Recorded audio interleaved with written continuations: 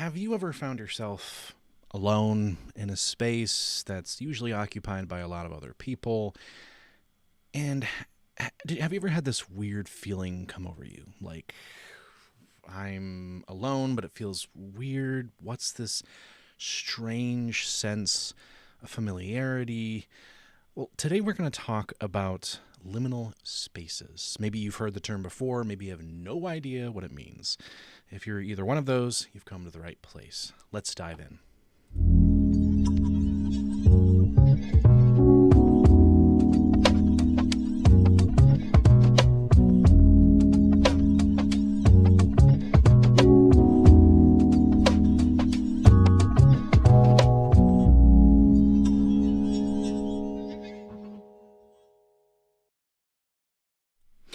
All right, welcome to episode 26 of Adam Answers. I'm Adam, and I answer, or at least I try to do the best that I can. I don't know everything. I certainly don't know everything, but I love asking difficult questions. I love diving into difficult questions, and I love wrestling with different topics, and maybe you do too. If you do, you'll see a QR code right up there in the corner. Go ahead and scan that QR code. That's going to take you to a form that you can fill out, and the form is where you can submit your own question. Any question that you'd like for me to wrestle with or tackle, you're welcome to submit it. There's also a spot on the form where you could just put in whether or not you would be interested in being on the show. I would love to have you on the show. I'd love to walk through different questions with you. And maybe there's something in your life right now that you're wrestling with. I would love to help you wrestle with it. So go ahead and scan that QR code. I'd love to hear from you. As always, I love hearing your comments. I love seeing your questions down below. And if you like the video, give it a like. If you like the podcast, give it a like. And don't forget to hit the like and subscribe button on the channel. It definitely helps. It definitely helps. So thank you. Well, today we're going to dive into it. I think it's going to be a little shorter episode today, by the way, just to prepare you. But we're going to talk about a question. What exactly are liminal spaces? So you may have heard the term liminal before. Maybe you've heard of the back rooms. Okay, that's maybe a little more niche of a term, but you've probably seen images of abandoned buildings, empty streets, places that feel kind of eerie because, well, they used to be full of people, or they used to hold lots of memories or events or something like that, but now they're empty. Maybe it's an abandoned movie theater, or maybe it's a Kmart back in the day that when they were dying and there's no one in a Kmart and you're just kind of walking in this empty store. Maybe it's something like that. Today we're going to dive into what those are. What are liminal spaces? The trend really began many years ago, honestly. But I would say that it picked up steam in around the year 2020. One of the biggest reasons why was in 2020, as we all know, there was a pandemic and there were lockdowns. And so a lot of people were shut into their homes and they couldn't leave, or they rarely left. And if you were to go to different places during this time, during this lockdown, when everyone was sort of sheltering in place, it would seem very eerie because you would be on a busy street in the middle of an otherwise very busy day and you would see hardly any cars, or you'd go to the grocery store and there'd hardly be any people because, perhaps most of the people are ordering their groceries online. And so it was a very interesting experience because people, for the first time, felt what it was like to be in a world that was empty, or at least felt empty, And that's kind of what happened. That wasn't a novelty of the lockdowns. And so as a result, liminality, liminal spaces, those kinds of places became very popular. Reddit boards just sprung up, or subreddits sprung up out of nowhere. Endless playlists, YouTube videos talking about liminal spaces grew in popularity and became very trendy. And the backrooms aesthetic also took on a liminal space vibe and feel. So briefly, before we continue diving into liminal spaces, I want to talk about what the backrooms are because they're very loosely connected, and I'll explain what I mean by that. So the backrooms, which is a very different subcultural niche, has to do with an image. I don't have the image pulled up right now, but I can get it pulled up actually. So liminal space, or sorry, the backrooms has to do with this image that was posted on, I think it was 4chan, and it's a pretty well-known and popular image by now. If you have been in the sub niche at all at really any point, then you are familiar with the back rooms. And it's kind of this room that kind of has this really yellow tint with this faded wallpaper, and there's some stains in the carpet, and it just has this strange, eerie look and feel. And one of the reasons why it has this strange, eerie look and feel is, because it looks empty. Here's what I mean right here. This is a picture of the backrooms photograph that became very popular. This sparked a whole internet kind of phenomenon. It sparked a lot of different stories and creepypastas about office buildings that have just millions of square miles, and you just endlessly get lost in the maze of different cubicle-shaped rooms and the low hum and buzz of the overhead fluorescent office lights and the random coffee stains on the carpet. So this was kind of something that was related to the creepypasta niche, or like kind of the scary sci-fi story genre. And this grew in popularity around the same time that liminal spaces were growing in popularity. Over time, the two things kind of became meshed together. Whereas the backrooms kind of took on its own alternate universe niche where people could accidentally no-clip out of reality and into the back rooms, where it's just an endless maze of mystery and all these rooms, office rooms that just kind of go on and on and on into nothing, into oblivion. That kind of merged together with the idea of liminal spaces. So rather than just being office spaces that have, go off into oblivion, well, it also became empty malls or empty convenience stores, or an empty arcade, things like that.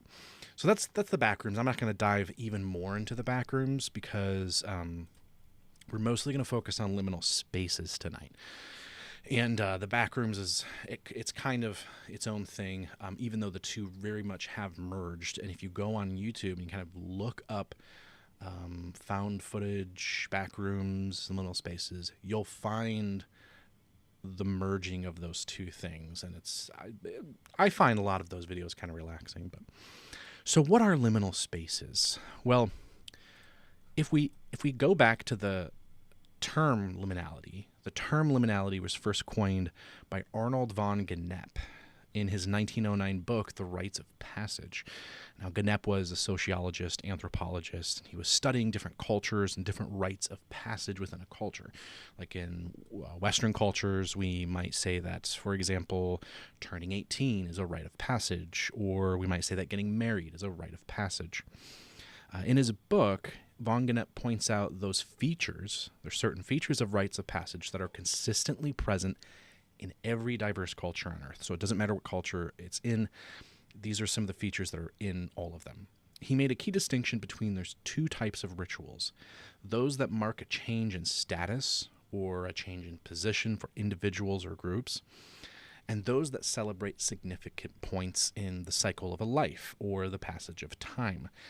So, for example, in my examples, marriage would mark a change of status or position for an individual, and turning 18 would be a significant celebration of point of life or in a life cycle.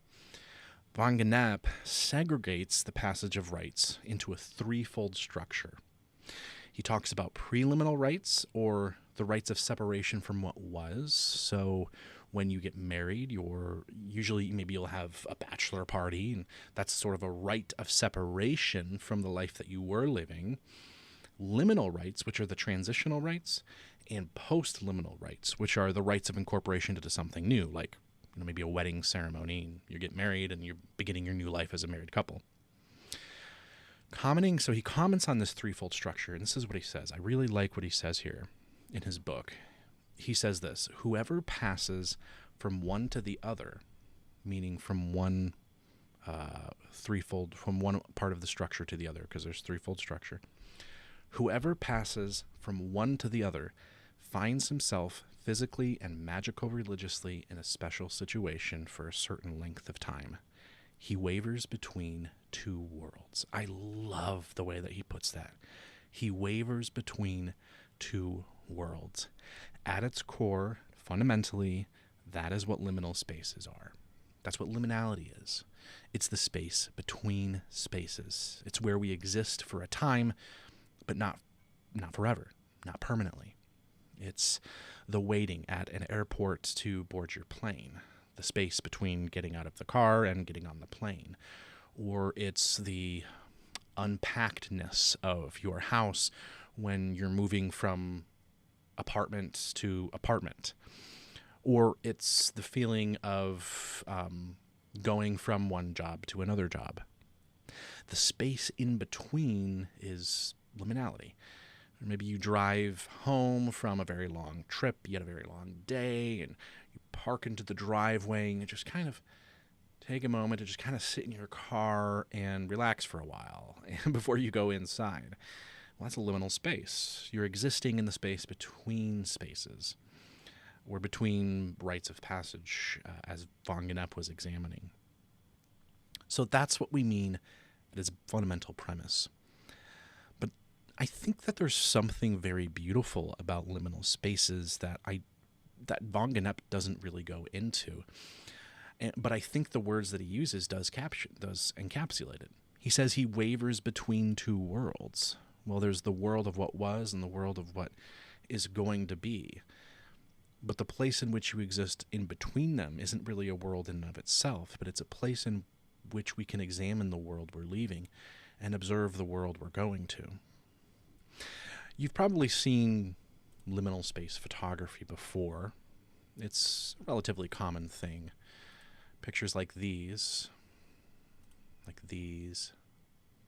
empty, void, kind of has that very ethereal, mystical feeling where it feels like there should be people there, but there isn't. Maybe it's a place like this. Might be a movie theater where you usually find all sorts of people and groups of teenagers hanging out and going to the theaters together, but, well, it's empty, and it has this weird kind of feeling like you're not supposed to be there. Malls are a really great place for this. I don't know if you've ever been in a dying mall. Going to them feels strange, especially if you're older like me. And when you were younger, when I was a kid, malls were still relatively popular places to be and hang out. But when you go there now, they just feel empty. It feels strange because it doesn't feel like they're supposed to be that way. They're not supposed to be empty. They're supposed to be full of people and life and people hanging out, but they're not. They're empty. It's a very strange feeling. Some of these other ones, these are actually photos that I took when I was in college, and I worked as a campus safety officer, and I would find myself sitting in places where it was just empty. There was no one there. It was maybe on a Saturday and everything was empty, and I was working just a random shift and no one happened to be in the building. Same thing, this was kind of our dining hall in the college that I went to, and it was strange to feel it so empty. This is one of my favorites that I love that I took during this time, where it just kind of felt this eerie silence. I could look at this picture and imagine two people sitting there eating, drinking coffee, and just talking together, yet in the silence it feels strange. The emptiness feels strange because it's not supposed to be empty. It's supposed to be full of life, full of people. And this brings me to the first, I think, very important aspect of liminal spaces. Liminal spaces are lived experiences.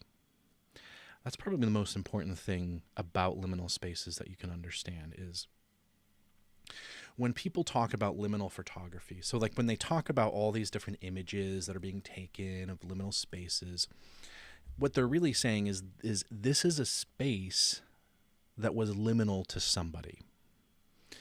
Liminal photography it's not really an art in the objective sense, because any place could feel liminal to somebody. And as long as it feels liminal to somebody, then, well, it's liminal photography. The image of itself isn't liminal. It's just a representation of something that's liminal. Now, let me just kind of back up and clarify what I'm saying.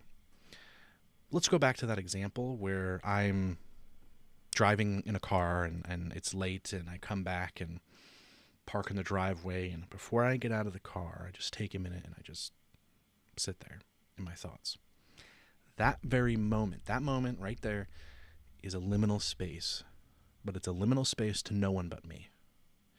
If I were to take a picture of it, I took a picture of the empty car, and I showed it to a bunch of people, that space, like that photo, wouldn't have the same meaning to them as it has to me, because I'm the only one that lived in that liminal space. That's what liminal photography is. When I was in college, I would go for walks around the campus late at night, very late at night, and there was no one up. There was no one awake at this time of night, and so there was this bench, this random bench in the front entrance of campus that you could sit in, and when you sat on the bench, you could look out and see the majority of campus. And I would go for these walks late at night, and I would sit on the bench all by myself, knowing that no one else was there, and I would just look out over the campus, and I would just think about my life. What was I doing? What was I striving for?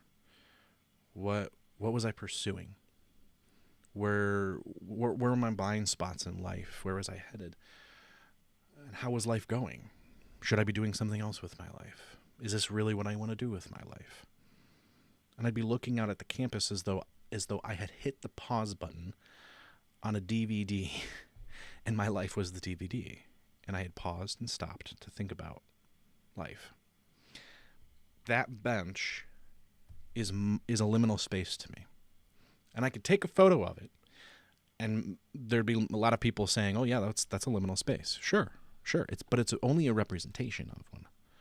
It's not the actual space that I lived in, because the space, or I should say, the picture of the space is irrelevant.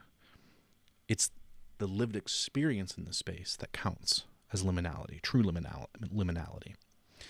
So I think that's a very important distinction to make, because a lot of times you'll take a photograph and you'll be like, "Is this a liminal space?" I'm like, if you're asking if it's a liminal space, you're asking the wrong question. Did you live it? Like, if this is something that you've lived in and you felt liminality when you were there, then yes, it's a liminal space. So why are liminal spaces important? Because I think that they're important. The reason I think they're important is because I think it's a very healthy way to navigate the never-ending cycle of life. Right? Because we've often heard of this metaphor of life as though it's a train. And it's a train that just keeps going and going and going and going and going, and it doesn't end until it does. And that's life. I mean, life begins when you're born and continues as you grow. And when you're a kid, you feel like you're never going to be old someday. You're just always a kid. You're always going to be young. And then before you know it, you're old. And you're growing older.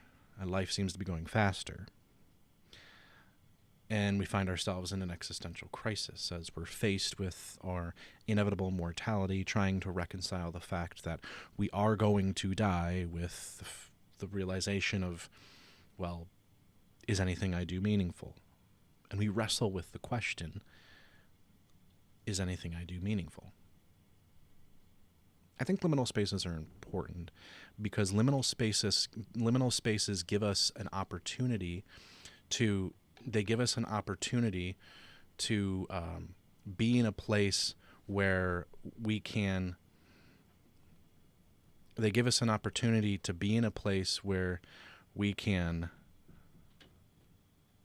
think about life, process the things that we're doing, the places that we're living, and do so in a space. Sorry, I got someone just like literally walked in as I was trying to finish that sentence. That's why I was stuttering, so I apologize. But liminal spaces are important because it's the space in between the seasons and episodes of your life. It's the space that it's where we exist before we enter into the next phase that's closer to our inevitable mortality. Like the space between being a teenager and being in high school and then suddenly graduating and then, well, you're in college is an important space. And in a society, especially in Western society, we don't put enough emphasis on the space in between those spaces. We put a lot of emphasis on getting to the next space. We put a lot of emphasis on getting to where you're supposed to be next or where you should be next. We don't put enough emphasis on the space between. And we're so busy striving and living our lives to get to the next space that we don't process the one that we've left behind. Liminal spaces are the places where we have the opportunity to process the one that we're leaving behind. You know, when I was moving from Pennsylvania to Seattle, this was years ago, I'd go for these like long walks. I'd find myself driving to parks, kind of back road parks, and just walking to a bench and sitting there and feeling like time has stopped, feeling like life has stopped long enough so that I could contemplate the space between spaces that I lived in. And I was very thankful for that opportunity. I was thankful that I was able to take advantage of that opportunity so that I could process what I was about to leave behind, because I feel like we rush out the door so much in our culture that we leave behind the significance of the things that had impacted us, so that as we move forward, they don't change us. I should be transformed. I should be shaped and molded by my past. And sometimes the season that I'm leaving was not a good one. Sometimes they're difficult seasons, bad seasons. But it's still important to process that. Sometimes they're good seasons. And sometimes they're neither. But I believe that liminal spaces are important for us to discover, for us to seek out, for us to find, because it takes us out of the picture. And for most of us, I would argue, we need to take ourselves out of the picture. We need to step back and ask ourselves what's truly important in our lives. What's truly important in this world? And we'll realize, I think a lot of us will realize, that the tiny little minutest arguments that we get in, the bickering over such insignificant details, we'll realize how insignificant they are. We'll realize that the things that we get so energetic about aren't worth our energy. And they're not worth our time. The arguments aren't worth our time. The hatred isn't worth our time. The division isn't worth our time. And I hate that we live in a world where we're so busy hating each other that we're not able to stop and think about how much we actually love each other. And we don't know anymore. Liminal spaces, I think, can sometimes be tricky. Because a lot of times, if you're looking for a liminal space, you don't exactly know if you found one. And sometimes, when you found one, it might feel like a liminal space, but you're not sure if it is. All I can say is that sometimes we don't know that we've been in a liminal space until we've already left it. You know, there was this time in between when I was single and living on my own and when I was married to my wife. So there was this this time between, like, we were engaged, we were getting married, right? We had a 5-month engagement, and the time in between those was the time I spent trying to process the life that I was leaving behind. And I didn't feel like I was able to process that enough, because we were so busy trying to get ready for a wedding that I really didn't have that much time to process those things until I was out of it.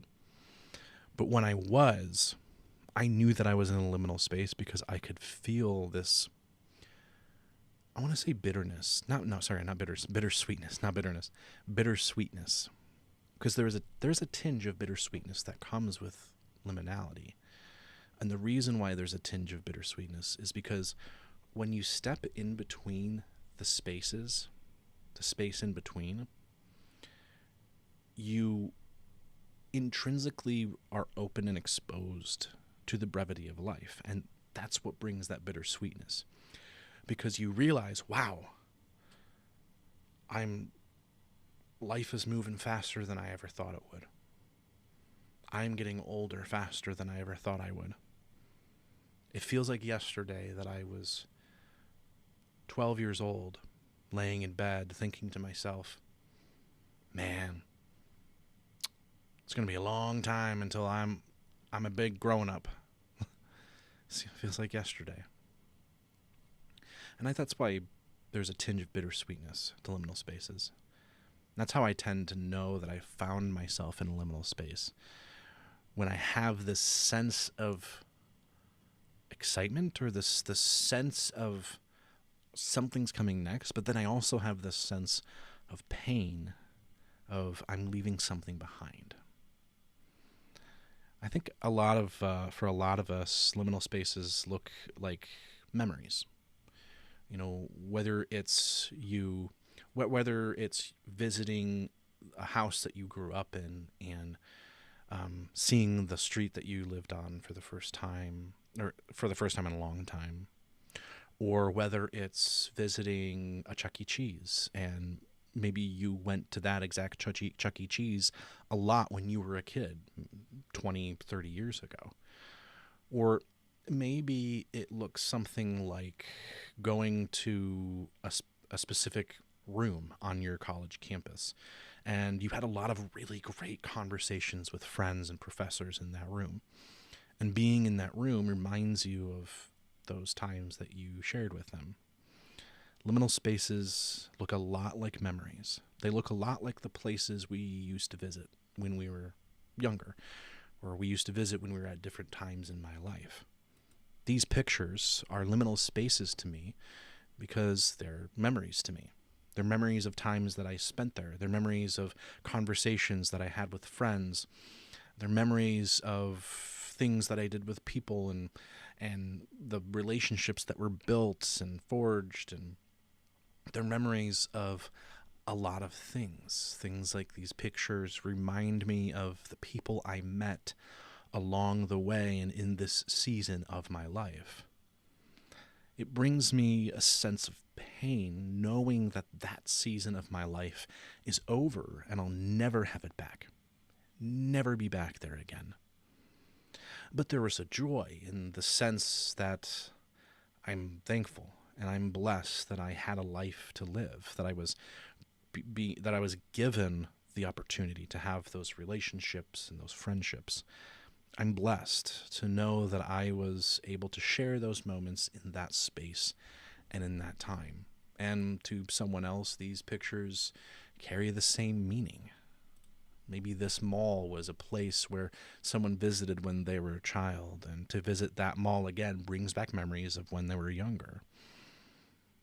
Liminal spaces are often memories for us. They're often places where we had either been a long time ago, or they're places we had just recently visited.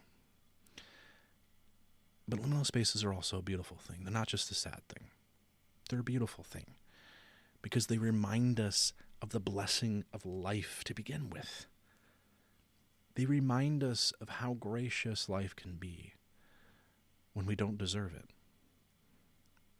I mean, I was blessed when I got married, and I was finally in liminal space, observing my past and looking at my singleness, because I had lived in Michigan for 5 years before I lived in Michigan for 4 years before I had gotten married.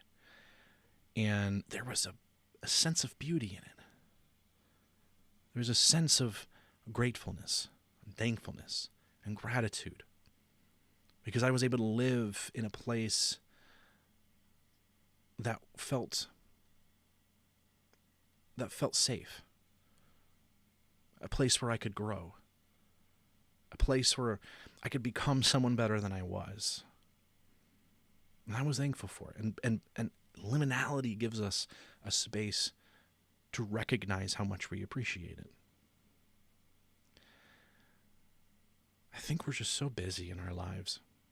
Me too. I mean, I'm a busy guy too. But as a culture, we are too busy. As a culture, we are too inundated with the next thing, the next video, the next picture, the next meme, the next app. We're too inundated. We live in an era where you can doom scroll for 7 hours and never come across the same video twice. We live in an era where our attentions can hardly handle 3 seconds without some sort of stimulation. We're constantly scrolling. We're constantly going to the next thing. We're constantly moving faster than we can process what we're leaving behind. I've made this argument before. And a lot of this actually comes from a video on my channel called Time, and it's the first video I made on time, and it talks all about liminal spaces. And one of the things I talk about in the video is how being in a liminal space, when you're in a liminal space and present in it, it feels like time is suspended. It feels like time is frozen for just a moment. And within that moment, you could almost feel the entirety of the life that you've lived as you anticipate the rest of the life that you have to live. And that's one of the things I talk about in the video, is how liminality feels like a suspension of time, because we're in a space that feels sterile. It's sterile of people, sterile of things, sterile of time, or at least our recognition of the passage of time. And it's sterile of danger. We feel safe. We feel comforted. We feel peace. And in a place like that, we feel like we can have all the time in the world to process where we've been in order to understand where we're going. So, are liminal spaces important? I'd argue yes. I've been arguing yes for years now. I think we all need more of them. I think, and I've talked about this in other videos too, I think as a culture we need to do two things. Disconnect from social media completely and reconnect to a deeper sense of life and understanding of life. As a Christian, I'd argue we need to run back to Jesus. But those are what I would say. I think that we need to disconnect from the things that are making us feel, or the things that are accelerating life faster. The more connected we are to the internet, the more connected we are to social media, the more hyper-stimulated we are to everything that's going on, the less we're able to slow down, live in a moment, pause, and reflect on where we've been. So that's liminality. I hope I didn't bore you with that one. I love liminal spaces. I love being in liminal spaces. I would love to hear, have you ever been in a liminal space? Have you ever been in a liminal space? Sounds like an Eminem rap, but if you have, I'd love to hear about it. I'd love to hear what your experience was like. What kind of liminal space was it? Where were you? What kind of liminal spaces do you like to be in? What kind of things do you think about when you're in a liminal space? I'd love to know that. But I want to thank you for joining me tonight. It is Friday, January 23rd. I appreciate you all. I love you all. And I hope you have an awesome weekend. And there's a big storm heading across the country, I hear. So I hope that you stay safe. I hope that you stay warm. And I hope that you have an incredible weekend. Thanks for joining me. And I love you all.